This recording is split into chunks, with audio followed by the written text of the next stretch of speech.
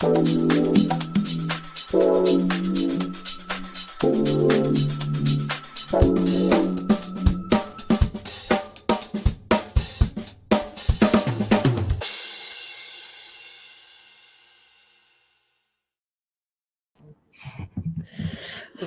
is up? You guys caught me right there. I forgot my phone was on at the end, right as soon as the camera goes. I had a whole minute to take care of that. Of course, that's what happens. But what is up, everybody? We're going to give it a few moments as people file in. We have a few viewers right now, but we like to give them some time to come in.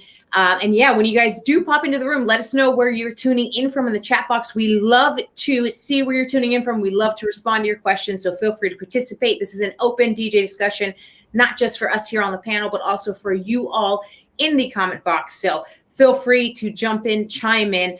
We're going to go ahead and get things started, though, with some introductions. We have an awesome panel here of three of some of the most talented DJs you're going to find in the business. I promise you there. Starting off is my girl, DJ Ash, right here. She's the one on my periphery. I don't know if it's the same for everybody. I think it is, though. Yes, she's right here. And then we have Annalyze underneath me, and I am DJ Keelez. I am based out of Los Angeles. I specialize in weddings and private events. I also do corporates, festivals. I'm an LGBT event specialist. I do pretty much anything a client is willing to pay me to produce music for. I will be there within reason, but more than likely I will be there and I will rock out with you. But that's a little bit about me. DJ Ash, let's hear a little bit about you. What's up? I'm based in the OC, resident DJ for the Disneyland Resort, so that's fun. Mobile DJ, I do a lot of weddings lately, and yeah, same thing. If we can get it on paper and sign for it, then I'll probably do. I've done all kinds of things between like corporate, wedding, party, Disney. So yeah. That's it. Very cool. Very cool. All right. Annalyze. Let's hear a little bit about you. Oh, man. Okay. I've been DJing about 22 years. Everything from turntablists, clubs, corporate events. I've also been a tour DJ. Same kind of thing. Like you got a party, like I'm here. I'll do anything, pretty open. That's the beauty part of being an open format. You know what I mean? We can kind of do a little bit of everything, a little bit of everywhere. And make it happen. And speaking of everywhere, we were just talking, you're going to be in Catalina this weekend, right? For the Catalina wine mixer. And it is a real thing, folks. It does happen. Yeah. I'm pretty stoked. Never been. So that's awesome. Awesome. Well, if you guys want to check Anna out in person, you know where to find her in Catalina. So check out the website, grab those tickets, hear some music, drink some great wine, have some fun. I bet it's going to be an amazing time. If I didn't have to work, I would be there too. But with that being said, let's dive in. Let's talk about, speaking of work, speaking of everything DJ related. That's exactly why we are here on this QSC panel. We're discussing all things DJ related. And life right now for DJs is kind of interesting. We're still in that transition period, but I know a lot of people are kind of up and running, especially here in California. We are rocking out. We were talking a little bit about that on the back end here before we went live, and just kind of how crazy things have been. And Anna put it best when she said, she's never had to say no to as many gigs as you've had to recently. So let's touch into that. So you're crazy swamped, right? You're just like, it's turning down mode at this point. Yeah, it's to the point where I told myself too, I was going to take off like, a little bit of time to like focus on some other things that I have to do for, some of my sponsors and stuff. And like, I haven't even been able to.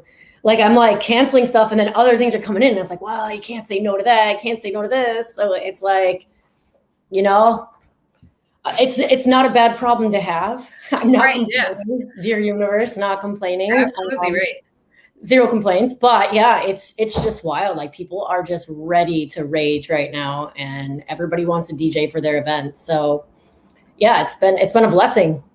Absolutely. Yeah. It's been super crazy on my end too. I've had a lot and a lot of things that were on the books that were rescheduled from other things and also new events too. I recently, had the opportunity to take a very safe, nice COVID, everything vacation, but it was good in Hawaii. So outdoors a lot of the times and everything like that. And Hawaii is very strict and doing things right in terms of vacation. And in case people are wondering, I know that they are trying to limit the tourists, but they are still welcoming tourists, as long as you are doing what they require to get you on the island. It's still a very nice place to go, and they are welcoming tourists to an extent. So I did have an opportunity to go there for a week. It was great. Managed to actually check out some event sites while I was there, but also had a lot of fun. And before I left for that, I thought I was going to only have X amount of gigs, and those gigs literally doubled because I had people who wanted me to physically show up to gig. And then at the last minute, I had people who were like, actually, can you film these virtual things that we need you to kind of do? And then I had to like pop those out before I left for vacation. So just when I thought I had a break, it was like, kind of slapped me in the face. But again, not complaining, but that's just the kind of, I think, times we have right now. Yeah. We literally went from 0 to 100. Like, oh my God, seriously. Like, now it's at like 150. It's like, it just keeps going. It's just like, again, not a bad problem to have. No one's complaining here. Yeah, no, I think coming out of like the pandemic, I was a little interested to see what the demand was going to look like. I kind of felt like people were going to be a little hesitant towards planning and rescheduling, but ever since we could, I've been crazy busy. It seems like Saturdays are like the most in-demand days. And yeah, the like second, third Saturday of the month is like the day I feel like everybody's trying to plan their weddings for. So I keep getting like, is that the 18th? I don't know what it is about the 18th. Yeah, the 18th. I don't know what is going on the 18th. I thought I missed the holiday or something because the 18th is just crazy. Yeah, I've said no to like 8 gigs already that weekend. Like, it's crazy. I don't know what is going on that weekend, but everybody's ready for it. Yeah, there's certain weekends, I think, every month. For me, October weekends, I have some weekends that I'm like, Mike, how many people need, like, I think October 16th is one of those dates too. It's like, how many people want to get married on October 16th? But it's one of those things. It's just, par for the course is that you can only say yes. But I think it's healthy to be able to know those boundaries of when you can say yes and no, though, as a DJ. Because I think a lot of people wear themselves really thin, and you're just like saying yes to everything, and it gets to the point that really it can be overwhelming. I mean, as fun as it is being, being successful is great, but I think sometimes your mental health has to kind of come and play there, and you have to say, I don't know if I can necessarily do this. And also, you want to put your best work forward. And I find, you end up phoning it in. If you're doing too much, those last couple of gigs, you're just like, I don't even care. I'm just playing whatever I know how to play because I am exhausted. Yep. A lot of that. Absolutely. Absolutely. Cool. And we have somebody tuning in from Colorado. So shout out to Steve there. But yeah, so anybody are you guys still doing any sort of virtual things, or everybody's in person right now? It's my first question. Are we all doing in-person events right now? I don't know if, both of you guys. I never really got into like the Twitch or virtual thing. So I worked through, like I told you, the whole pandemic. I literally was like, they were hiding me and I was DJing in restaurants. Right. Even have DJs. So I never even got on the virtual train. Oh yeah, me personally either. I never really found my knack for Twitch just because you have to invest, it seems like at least, so much time into streaming. So I almost found like I couldn't manage my time well enough to split my time between. Because I worked throughout the pandemic too, just not DJing. I worked a regular job between working and streaming. But most of my gigs are in person. Yeah. I did some virtual events, not necessarily the Twitch thing. There was a lot of, and I'm finding now a lot more inquiries are coming in for virtual events actually than there was like a little lull there. But now I think with everything happening, we have more people kind of doing that as, safety precautions and everything like that, just as things kind of roll over. So, I'm impressed with the DJs I have seen that are still like someone like Angie V, who's like in Vegas every other day. And then she's still going live. I'm like, you are a superhero, man. Like you are insane. It's crazy. I see these people, they're putting in the work, man. Those people that are like, built these loyal Twitch followings and they are just killing it. And then, still doing the live, the in-person gigs too. So yeah, definitely. It was tough to make it when it started to happen in person doing virtual events. It was definitely a transition period of like, okay, now I have to get my mind right. Because doing virtual and then doing in person is like kind of two different worlds. And then now it got a little more in person, and then now it's kind of evening back out again. So I'm like, there's people that were into Twitch and having had those rotating schedules that were like weeks and like 3 days a week. Like, I'm sure that had to be an adjustment period. But shout out to all of them for making that happen and for still making it happen. And I think people got used to having that instant access to music too. So, props to them for keeping that going, because people now, I think, are just so used to turning their phone on with Twitch and having some DJ that they can kind of interact with and, So, I love it. Even if I'm just like cleaning the house, I'll just look and see who's on Twitch. I'm like, oh, Serato's going live. Oh, this is dope. I can learn about this, or Pioneer, and I'm learning about new equipment while I'm like, just like doing regular things. So it's pretty dope. Or just to see some of your like favorite DJs, like Craze still always goes live. And it's like, I think it's like some Sundays, like I said, I'll be like cleaning or, doing whatever. And I'm like, oh, this is so dope.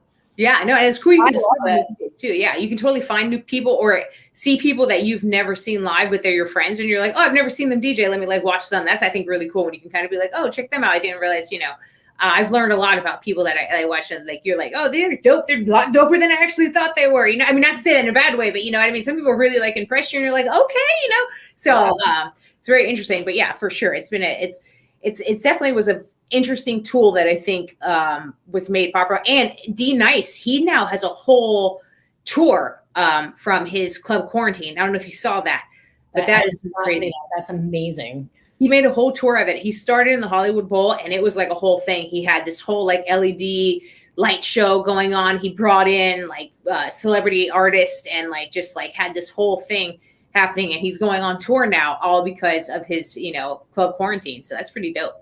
Yeah, one of my students actually, because I do teach lessons as well, she started doing like just like mashups on TikTok, and she's got like I think 40,000 followers right now.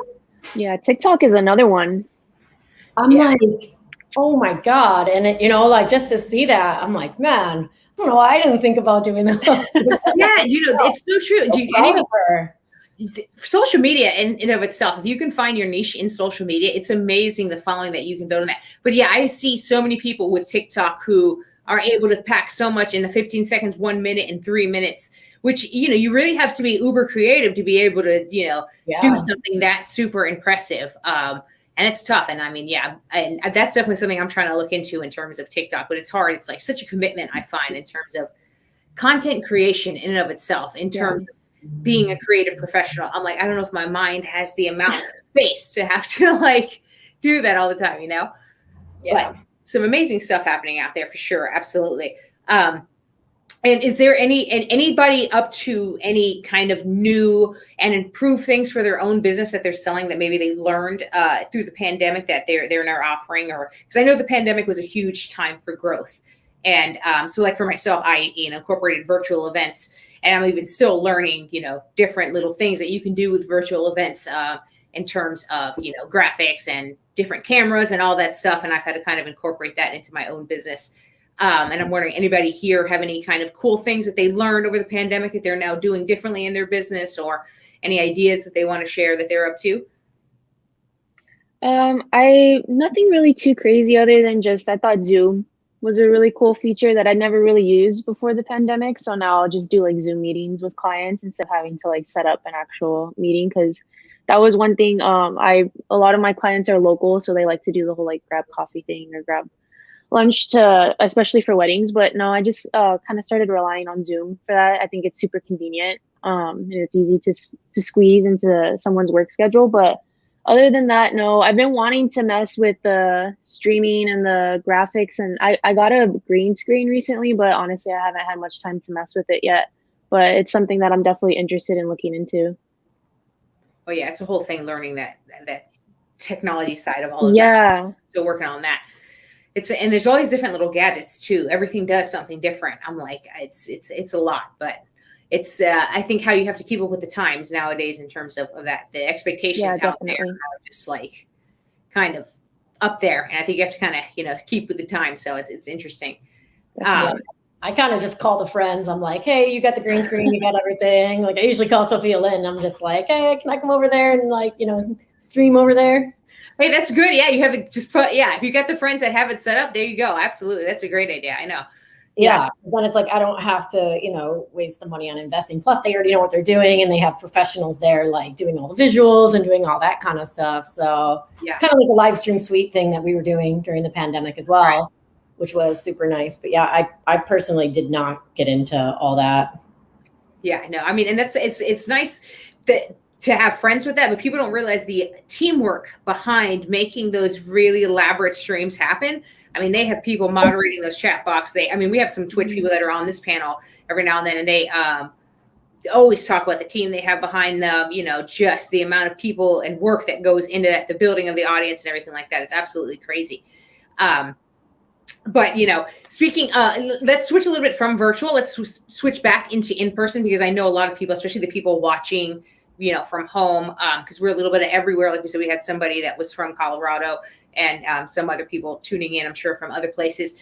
Virtually, in-person events have been just going nuts and crazy. And I feel like you said, we have had to say no, and having to bring DJs on and everything like that. Do you guys anticipate this happening for a super long time, or do you think that this is going to die out? We all kind of need to take our money now. In my opinion, I think that the pandemic kind of turned people's interest on DJing, up a notch. I think people were able to recognize that DJs are a thing and it's a cool commodity to have. And I think that might kind of come into play with a little bit of this boom here. Not so much if people are ready to party, but I do think people, like, speaking of the virtual stuff like Twitch and D-Nice, I think they kind of spark that bug in people's ear. I would like to kind of hear what your guys' opinions are on that. If you are having that same sense, or if you just think this is purely just related to people just wanting to party.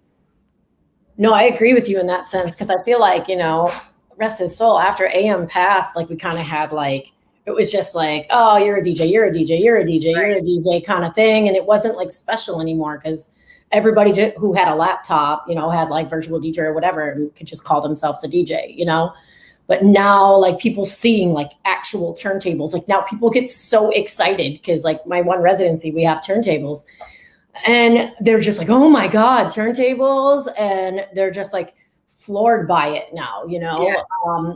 It's got that spark again, that energy, like you were saying. And I think it's here to stay for a little bit. I think it is. People like the visual. It's not even about the music. It's not even about the look. It's oh, we just want somebody with headphones standing over there. You know what I mean? Yeah, Some people, when I'm even DJing, will come up to me and they think I'm the hostess, but that's hilarious.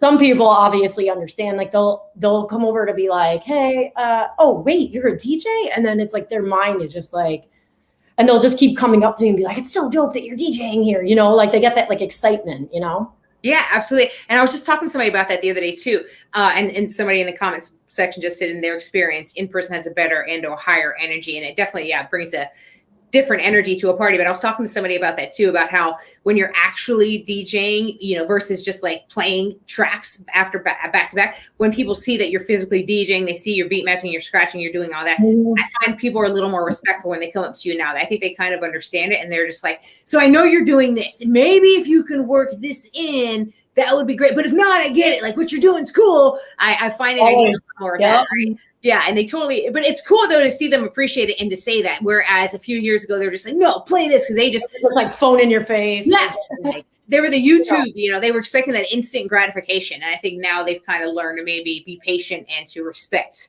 that craft. And I hope that kind of stays. Yeah. But definitely, I found that appreciation. What about you, Ash? Have you found the same thing on your sets?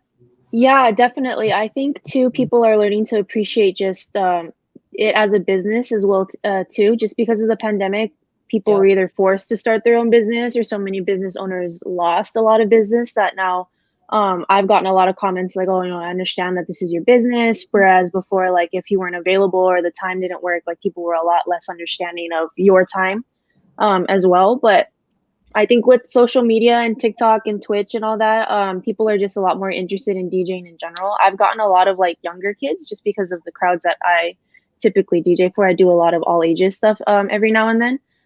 There's just a lot more interest. I get a lot more kids coming up to me asking, hey, what are you doing? I want to be a DJ too, which is kind of cool to see. I didn't get as much as that before, but yeah, I definitely think this little trend is here to stay, and I think social media is a big part of that. Yeah, absolutely. Yeah, definitely. And I do get a lot of people who are they bring their kids up and they're oh yeah, my kid wants to be a DJ too. Can they watch you? Even though it's kind of creepy, I'll be honest, but it's you let them it's kind of you have your limits. You're okay, dude, it's been 20 minutes and you've been staring at me. So it's to an extent too, but yeah. What I'll do is I'll put my sampler on and I'll let them just hit the air horn, and then they're done.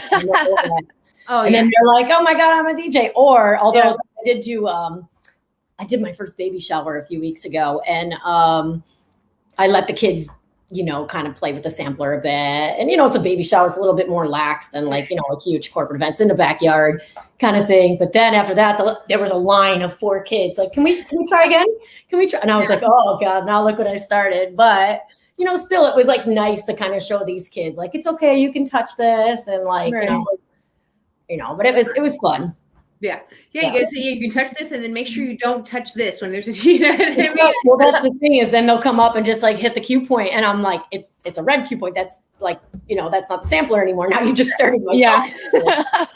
Or the kids like to come and put their like flat hand right on top of your like platter, or like your stop it, and you're like, then the music stops, and then they're like, weren't expecting that, and you're like, what is happening right now?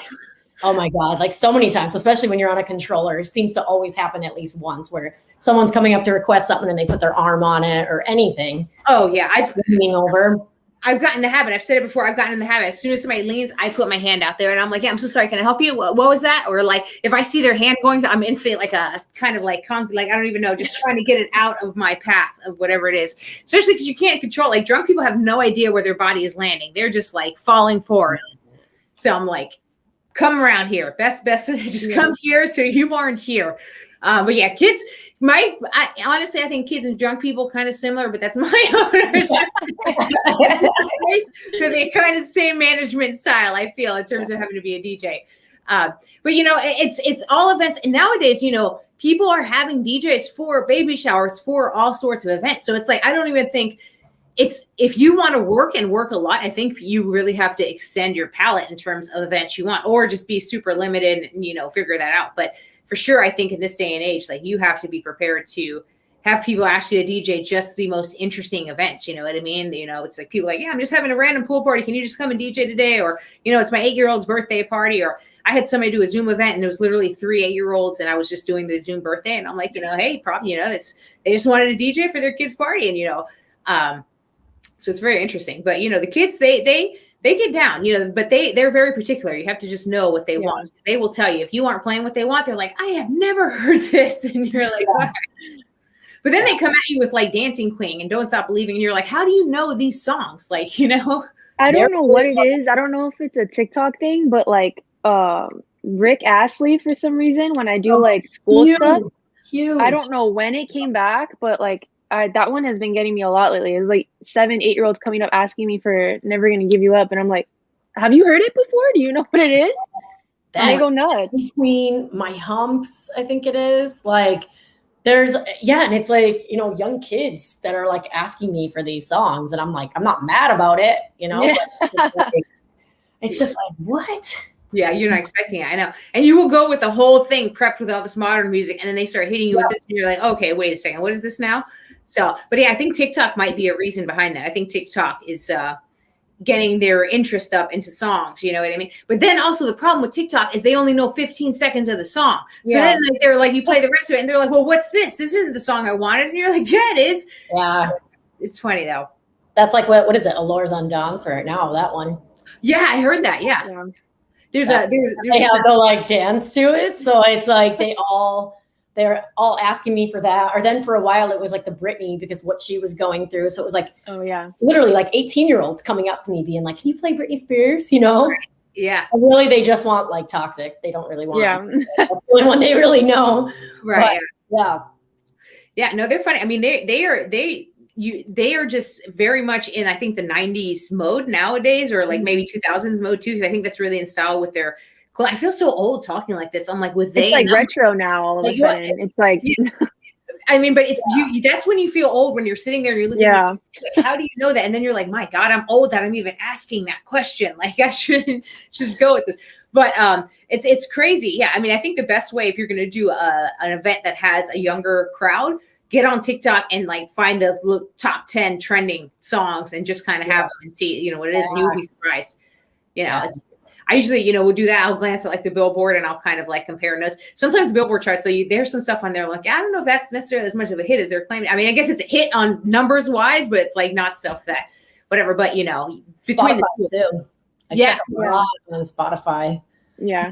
Spotify has a cool playlist that they update every week. That's like today's trending hits or something like that, and it updates. I listen to that constantly because I will just hear stuff that comes up that I didn't know. Like you said, Allures on Dance. There was I think Charlie XCX just did a song that remixed that, and it was that. I was like, what is this? I'd never heard it before. What? Maybe I need to hear it again. I'm not knocking Charlie. It was I've been playing. I played it all last weekend. Like I played the original and go into it, and like everybody was going crazy. Yeah, no, I heard it and I was like, I can just imagine, you mixing the two together in order to kind of like make that happen. But like, it was crazy. But a lot of these 90s songs, I hear them getting their samples used. Like T-Pain now has that one with Kalani, I think, right? That they just like mix together. And I've heard a lot of T-Pain samples too, and some of these other stuff, and just some like 90s samples coming up that you're just like, okay, kids. Yeah. I also check when I'm on Spotify, I always check the UK downloads because the UK always gets their music before us.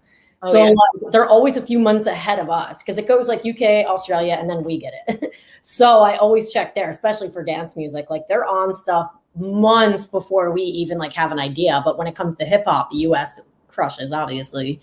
Right.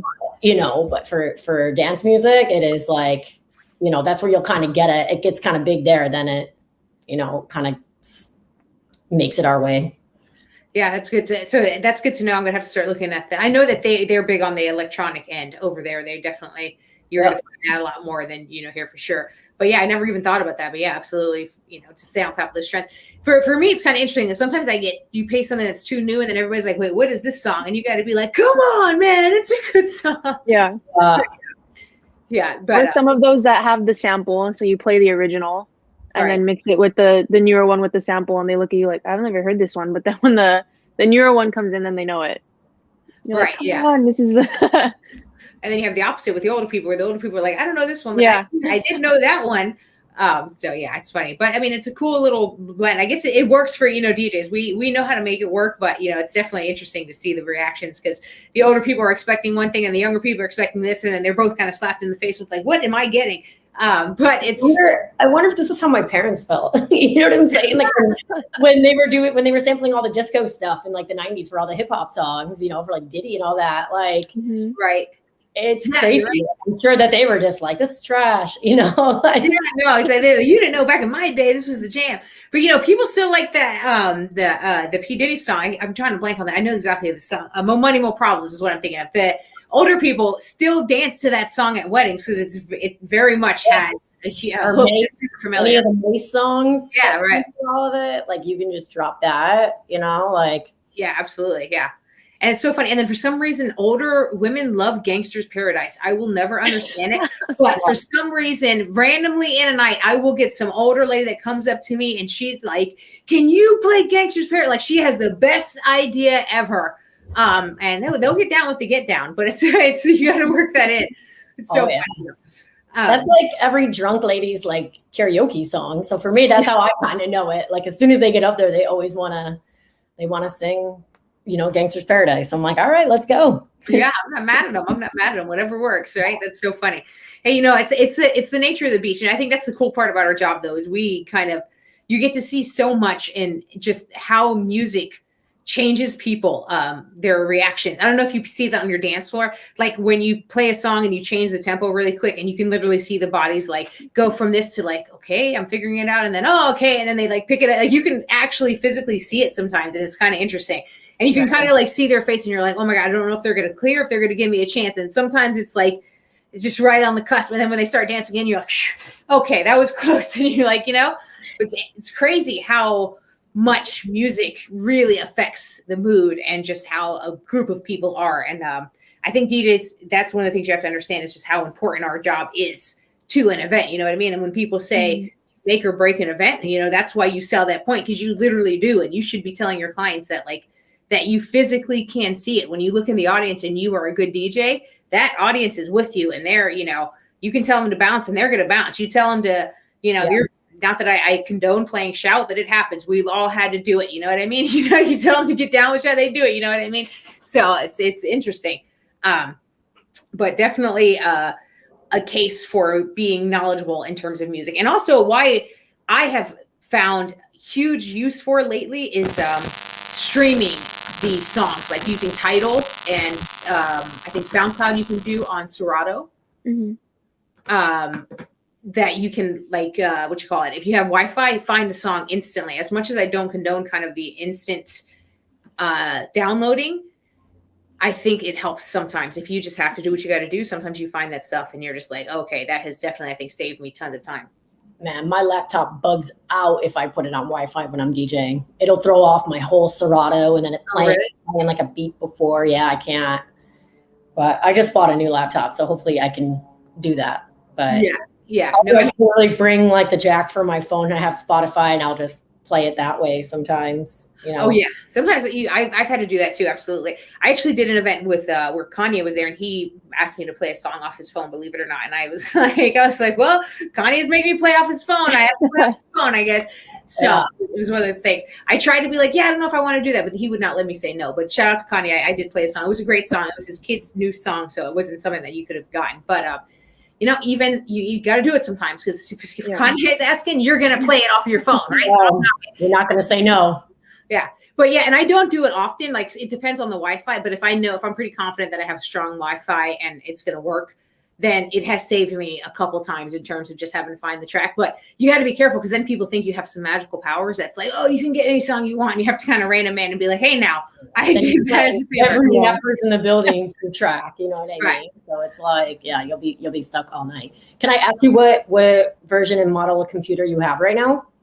For me, I think I'm still using El Capitan on my laptop, and then I'm on Serato Pro, but I would have to look up the number. It's an older one, but it's a newer. It's a few updates back. It's probably maybe like 5 or 6 updates back on Serato Pro that I still have on there, but it is updated to the point where I can do the Tidal streaming, and I updated specifically for that, and then I kind of stopped updating. Anybody who's everybody knows the dreaded update. We try to not update whenever we can, right? Yeah, I'm on Big Sur. Ever since I updated to Big Sur, I've had a lot of problems with my Serato. Nothing too major, so I don't know what Serato I'm running right now, but it's whatever the one is compatible with Big Sur, so it's probably a newer version. But nothing too major. When Big Sur first came out, my Serato would crash on me, but since it's been updated, all I get are just like real small like pauses or like little glitches, but it doesn't affect the music. So it'll just like pause really quick, or it'll like jump. It'll pause and then jump to where I'm actually at, but it still gives me a heart attack every time. Right, which is why I have the phone plugged in always, just in case. You know, but yeah, I bought a new computer back in May, not knowing that like the M1 chip was like all different in this and that. So I have it still sitting here, but I haven't even used it yet, because some DJs it's scary, and some DJs are like, it's flawless, it's been perfect for me. So yeah, it literally is just sitting here. It's been sitting here since May. So I know it's scary, man. Using that new stuff is scary. It was the same when I bought my last computer too, because it was before High Sierra was working with Serato. I had it sitting in a box for like 6 months until I had it like compatible, you know? Right. Yeah, no, absolutely. I don't even buy new laptops anymore. I will literally buy like from the refurbished store or something like that, like computer models, just because I'm like, I can't risk. Yeah, like the ones with the touch bar, I'm like, oh no, that's scary to think you can accidentally touch something. I'm like, I don't want that kind of power. Like, no, I don't need that. Like, you know, I just need it to work. I just need the music. So absolutely.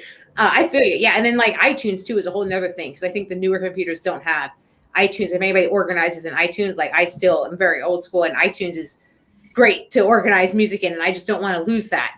And you get too updated that you don't have that anymore, you know? So I mean, I saw a video of DJ Snake, and he still uses Scratch Live. Oh, fun. Oh yeah, I think I saw festivals on a program that hasn't been updated in 10 years though. Hey, if it's working though, why not? That just shows you how solid it was, though.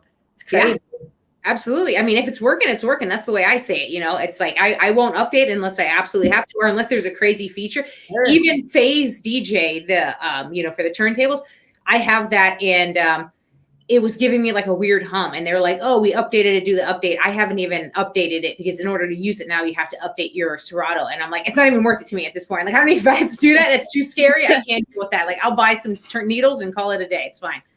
But yeah, I actually run phase. It saved my life this year because one of my residencies, the turntables are a mess because it's right by the ocean. So like, it's just the turntables are corroded. So it's like every 5 seconds, you're fixing your needle.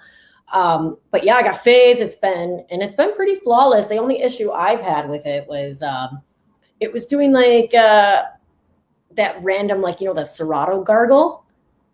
And I'm like, I don't understand, but it only does it like here and there. But other than that, it's been pretty solid for me. I haven't run it wireless yet in a club yet, though. I'm a little too nervous for that. But I'm like, I'll just plug it in. I know it's good if I plug it in. Yeah, it's been pretty much a lifesaver for me, though, I will say. Yeah, I mean, I want mine to work. I really do. Phase, if you're watching, help me get mine to work because I cannot lose this home. Their tech support's pretty good. Have you messaged them? I have, and they literally were just like that, like updated, and they pretty much just did everything that was like, I really just don't want to do it. I just kind of want it to work. So that's kind of where it was like, they kept like sending me like, are you sure you're good? Is everything resolved? And I was I'm good, man. Chill. Like, I got this. Like, yeah. I kind of didn't follow it. They gave me the answer. When the answer was that, I just kind of like threw my hands in the air. So it could have been a me issue. They probably maybe would have went in depth, but then they were like, here, just do this. And I'm just like, in the corner crying. I don't want to deal with it. So I kind of like gave up. A serious lifesaver for me, for sure. Especially because like I'm constantly playing like different clubs, different venues. So it's so nice to just have that because, people don't really service their turntables as much as they used to. So yeah, no, absolutely.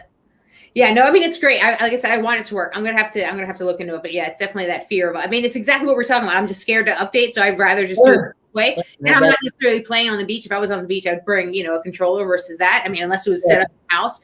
But yeah, I mean, I guess you don't know until you absolutely need it, right? So I could totally get that. But yeah, no, I mean, it's scary. Technology, just as a DJ, using new stuff is just like crazy. Like even we're talking about virtual events. Like I was talking to somebody about. Doing things to like switch your cameras and stuff like that. And even just a thought of like plugging that in, like that mixed with your DJ equipment, you're just like, oh man, I just don't know. Cause just like you said, your heart drops if something freezes, if anything happens. But you kind of master the art of not like letting the crowd see you sweat. But honestly, you think they don't see you sweat, but if you ever watch a live playback, they see you sweat. Your face, I know mine does. It like turns white. Yeah. You can't help it. You're just like, cause you just think that's it. This is it. It's over. I just like this. Oh no. That's what I did a gig the other day, speaking of in-person gigs, where the power kept going out. It was literally just like right when the dancing started, we were like rocking out for like 30 minutes and all of a sudden, boom, the power went out. And I'm like, oh my God, what's happening? So I go and immediately unplug my lights thinking, okay, if I'm part of the issue, I'm going to, cut the lights. So I go to the client and I'm like, hey, listen, I cut the lights because the power went off. If it's me, that's the best. I literally had one outlet to work with. Then I start DJing and then boom, it like turns off again. And I'm like, what's going on? So then I look and I see these like high powered coffee pots that the restaurant was using. And I'm like, I don't know. I think that could possibly be it. So then for some reason, instead of unplugging them, they just plugged in an extension cord. And I'm like, that's not going to help. That's adding power. So they did it. And they literally, it was 2 minutes before it shut down again. So I literally ran into the kitchen. And I said, I'm unplugging the coffee pots. It's not is to plug those in again. But it was crazy because like by the fourth time, I'm just throwing my hands in the air and I'm like trying to not be annoyed, but it's almost like a joke. But at the time I was honest, I was playing Push It by Salt and Pepper. And as I like said that to the staff, I listened and I could hear the crowd singing Push It. And then they're keeping the song going as they're waiting for me to like get the problem fixed. And they stayed on the dance floor. They're like, don't worry, we pushed it too hard, DJ. And I thought that was so awesome. I was like, man, I love this crowd. It made me feel so much better about like that. But definitely like you could totally see yourself sweat. I was doing one event where there was a same kind of thing. It was a power thing. Like, and my laptop was plugged in and I had no idea my trackpad stopped working. How can I pick songs if I can't use my trackpad? And I was just like, I don't know what's going on. And then something told me just unplug my laptop. I took my power out of my laptop, worked fine. Oh, wow. It was some weird like electric issue that was going through my Serato box to my computer. I like literally unplugged it and then it worked fine. So I would try to go for a bit, plug it in and then like go back. But like thankfully I had like enough battery to kind of get me through. And it was like in the middle of a mall for like a Sephora event too, like a little like fashion show. I was like, of course, but yeah. You gotta do what you gotta do, though. It is what it is. As long as you make it work, that's the most important thing, right? Yeah. Oh yeah, we've all been through it. Yeah.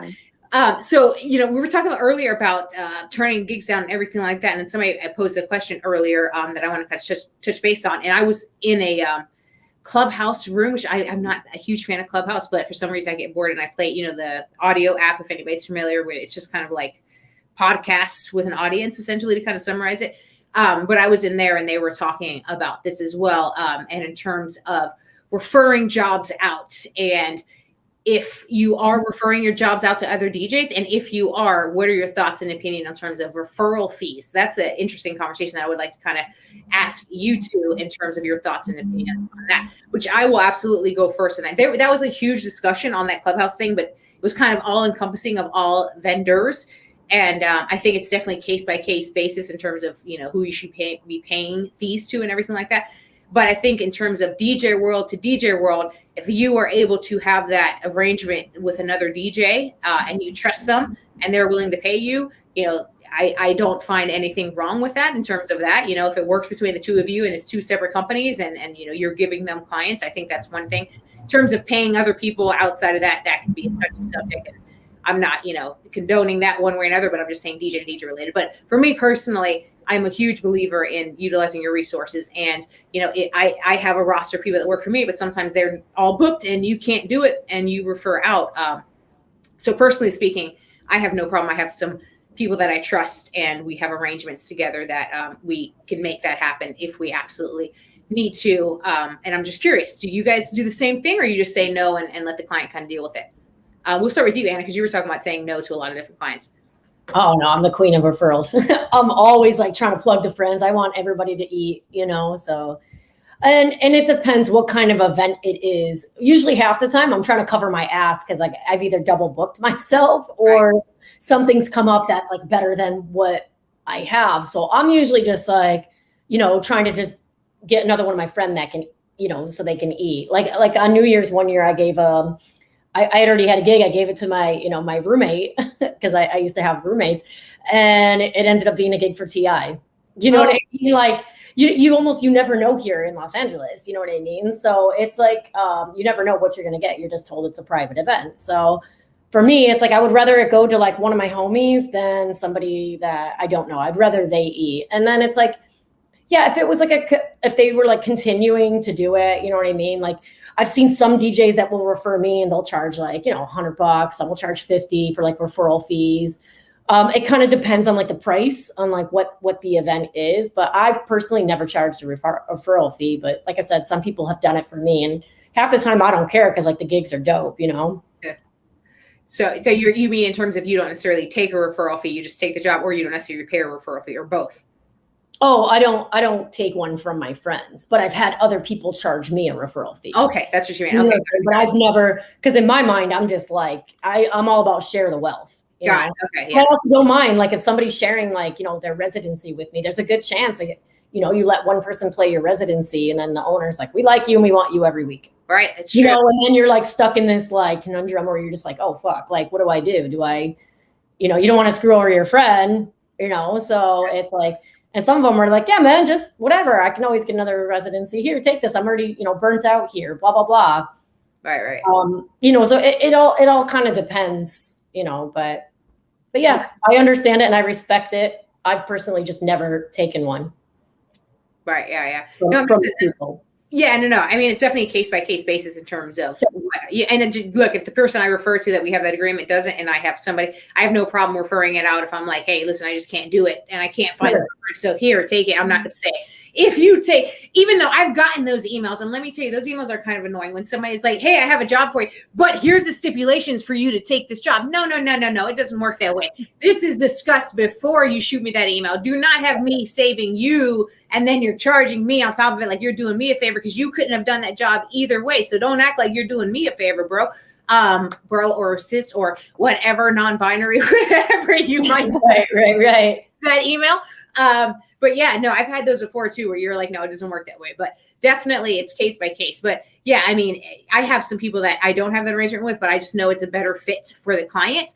And I'm like, I could get the referral fee, but I'm like, yeah, this DJ would just be a way better fit, and then if that's the case, then for sure I eat it. That's just a matter of making the client happy. But I think it's definitely case by case basis for sure. But, if you can make it happen and you have somebody you trust and it works, then I don't find anything wrong with that. But for sure, it's like definitely case by case and figuring that out. So Ash, what about you? I know, because you do a little more private events and everything like that. I've personally never taken a referral fee, but I have no problem referring. I have like a group of DJs that I work really closely with because of Disney. There's a group of us that they use a lot of times. So a lot of the times our companies will bounce off of each other and we'll just help each other. But I've never taken a referral fee, but I've had someone charge me a referral fee, which, I mean, it is what it is at the end of the day. I mean, I respect it. It's just, for me, the way that I see it is that if I'm not going to be able to make it, or if I've double booked myself, or however the case may be, then I'm doing somebody else the favor because I wouldn't have been there anyways. Right. But yeah, I have a couple of close DJ friends that I'll refer them to. And if I always push for referrals. If I can't make it, the first thing I'll offer is a referral, just because, sure. I mean, everyone eats, if I can do it, I want one of my homies to be able to do it. And I mean, right now, I think all of us are so busy and strain worn thin. So I would rather refer the business to somebody else who can, at that point, just promote their own business and I will say that go from there. Being in Los Angeles, not to cut you off, is like, it's so much more of a community like that because there's it's for all of us. Yes, absolutely. Whereas like, I've lived in other cities, Chicago, Toronto, New York City, like all that. And people are kind of like this with their gigs and they're just like, no, man. And they're like a little bit more like, just holding on to it. Whereas like I got out here and people were just like, take this gig. Oh, Justin Timberlake, I want to be there. Oh, this, like, I can't do it. I'm DJing for so-and-so today. And it's like, these like huge gigs and you're just like, you're just going to give me this? Okay. Yeah, sure. I'll pay that referral fee. Yeah. In LA, we do have a lot more, opportunities and a lot more, bigger name events out here that you probably, I think if you DJ in LA, you're going to have a story of a celebrity. And like, that's why when people name drop, like they're impressing me, I'm like, dude, you're from LA. Like, come on. Like, we're not like, I get it. Yeah. We could all throw out some celebrity names if we really wanted to, you know what I mean? But, it's funny, like, it's just inevitable in Los Angeles that you're going to, have that. So for sure, it's like you get to the point where you're like, yeah, you might have two really great gigs in front of you and it almost hurts. You're just like, I don't even know which one to choose. Exactly. Yeah. You don't even know. It's like, oh, we need you for red carpet this or that. And it's like, when I even try to explain that to my friends on the East Coast, they think I'm showboating. And I'm like, no, dude, this is just what it is. This is just what life is out here. Yeah. I think especially now, there's things happening every night. It's not even, there's multiple things happening every night all over the city. It's not even just like one big event anymore. It's every night all over the place. People are out, they're outside. Yeah. And it's just plentiful. Like I was saying, like there's enough for all of us to eat. And people are so generous in this city with sharing gigs that I didn't feel that kind of camaraderie in like any other city that I lived in. Like I said, it was a bit more like tight knit. And then I come out here and it's just like this big party of DJs. And it's like, it's really nice. Yeah.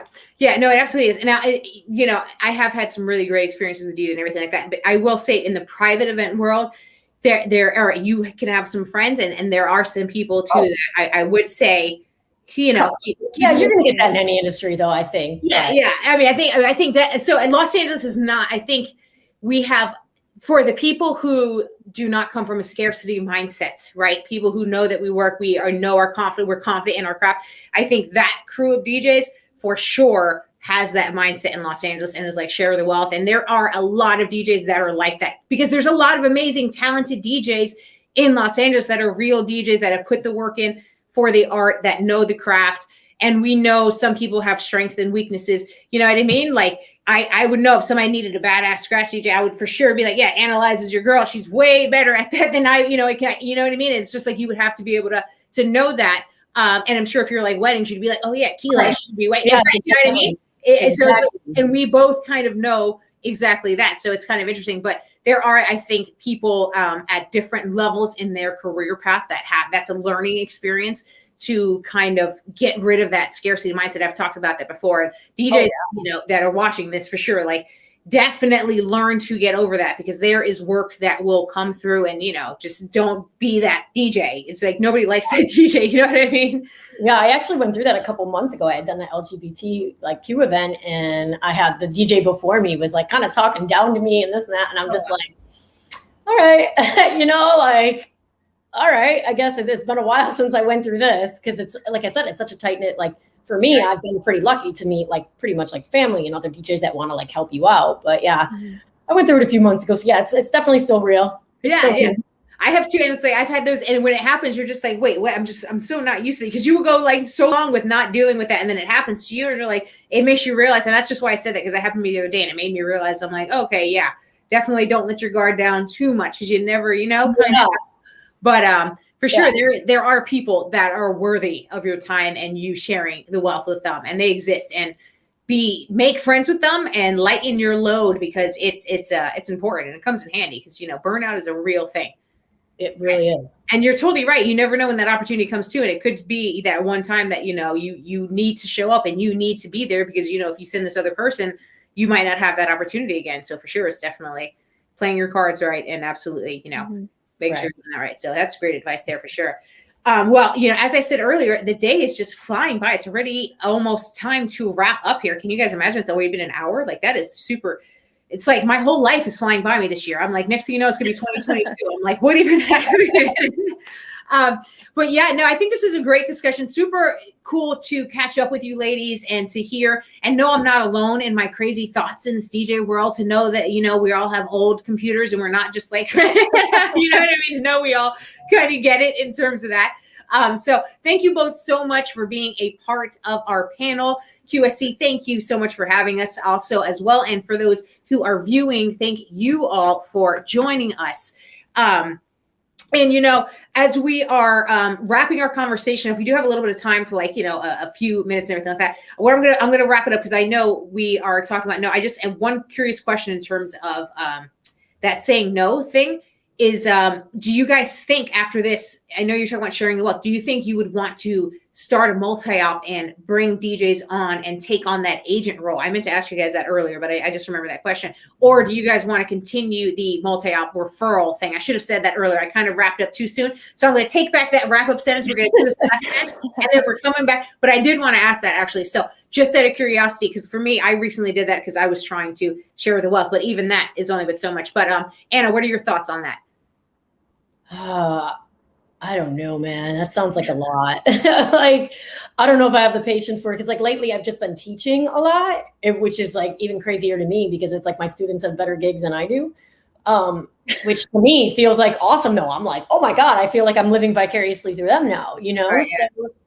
So, I don't know. I haven't really, I guess I've kind of thought about it, but I don't know if I'm really like that person that could be behind the emails and like doing that. I don't know if that's really me. Like, I feel like I'd have to put someone else, because like I'd be too nice.